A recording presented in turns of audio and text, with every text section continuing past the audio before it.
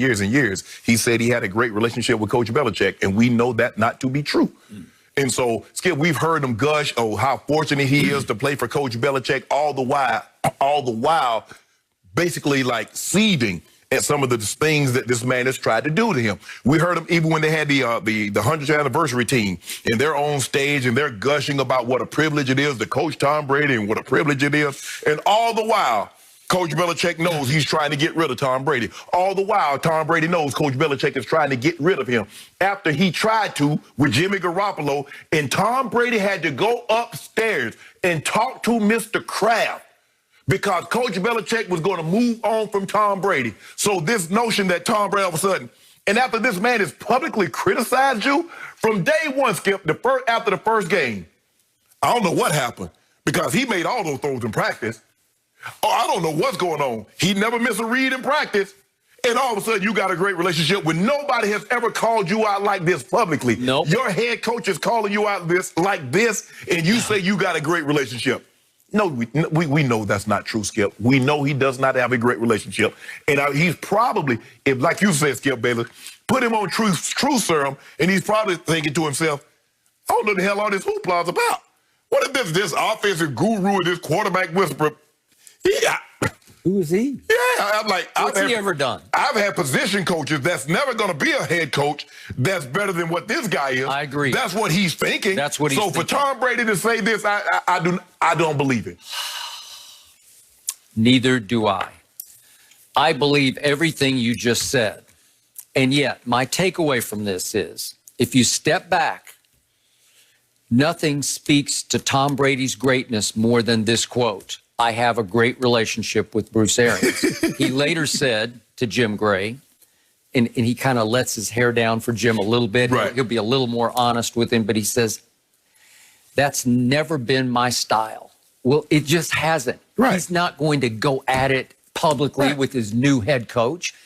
And I loved what he said later in this interview. He said, I don't think I've ever thought, man, this is a problem about anything that's ever happened to him in pro football or college football for that matter. I think you try to critically evaluate how you have performed, how, he says, how you think you can help the team better in a more detailed way, and then you've got to go put in the work. Okay, those are words to live by for every young player out there, because he can't erase Bruce Arians right now. He's not going to go in and demand that he's fired right now. You got to figure it out on the fly. And it's really up to you, because Bruce is not going to be on the field when they come back after their bye week against Minnesota. Correct. He's not going to be able to do anything. He's not going to be able to help you at all when it's time to play the football game. So you better figure out your ways to fight through it, to figure it out and get better. So he's saying, basically to me, I've got to win in spite of him. That was his mantra with Bill Belichick. He never loved it. He never loved getting criticized privately in front of the team by Bill Belichick. Of course not. Scathingly, because you wouldn't have loved it either. Nobody. No, you don't. No, you don't like being criticized because in fact, to me, that hurts even more than public criticism, because it's in front of the people that you respect the most. Yes, your brothers that you're living with. Correct. And he's calling you out and belittling you and trying to humble you and make you small in front of the team. Okay, he lived with that for 20 years.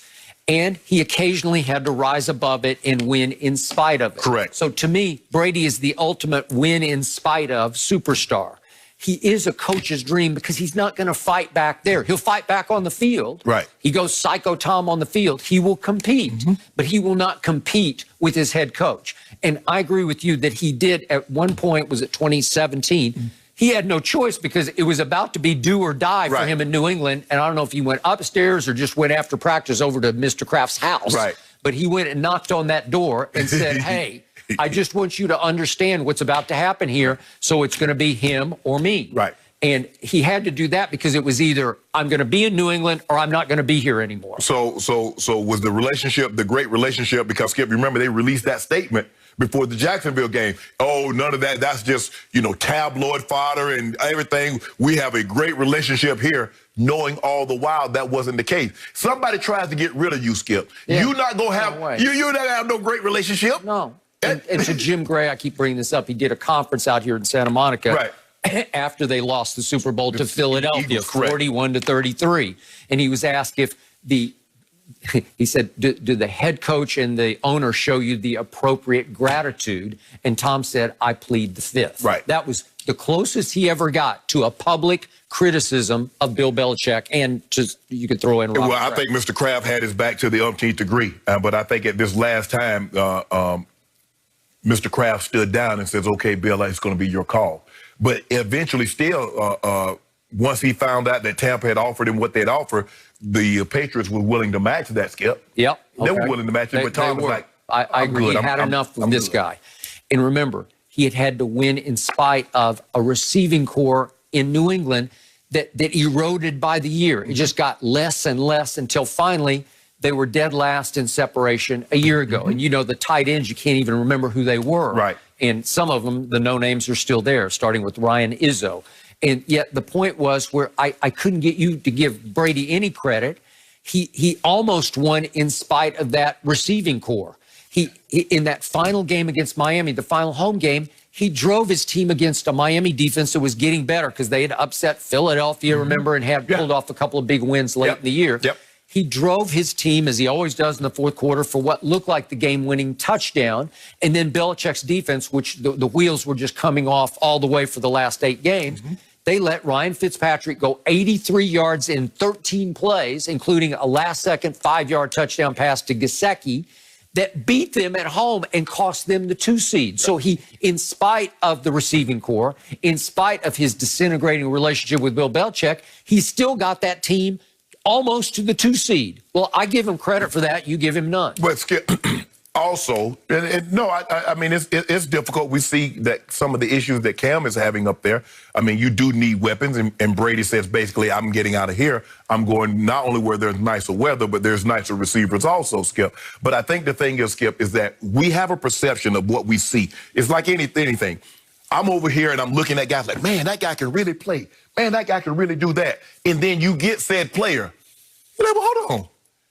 I saw you make that throw all the time over there. I saw you do this all the time over here. Why you can't do this right now? And basically Bruce Arians is saying that. He said, well, I mean, he never missed those throws. I've never seen Tom Brady miss a throw. I've never seen Tom Brady miss a read. And guys are open. When you last time you heard a head coach say, well, guys are open, we're just missing them? Never, ever, ever. Especially a guy like that. I mean, that is not something, you say that about, some of these lesser tier quarterbacks. Okay, I get that. But you're talking about the creme de la creme of quarterbacks, and you're so outwardly and openly critical of his play. And it smacks of, don't look at me, don't blame me. So I agree with you. I believe Tom Brady agrees with every point you just made, but he is not going to voice this publicly because it doesn't do you any good. He would blow it up here late in the season, and he's just saying, I'm going to put my head down and try to figure this out. All I know is if Bruce Arians is not there next year, somebody's a coach killer. No, that's all I'm saying. If Bruce Arians needs to be on that job. Well, Tom Brady's about to go try to save Bruce Arians' job. You don't need to save it. He need to save his own job. Well, how about play better? Like you said, the details, what can I do better? You can play better. You cannot turn the football over. Everything you just said, he said. I got to play a lot better. A lot better. Okay, that's the GOAT talking. Well, I mean, no matter how much better you play, you can't catch it with old goat, little tiny goat, my homeboy. That's over. That ship sailed. You'll never be better than him again. Who was lucky to win 1 Super Bowl. Skip, that's in year 3. He about to follow that thing up.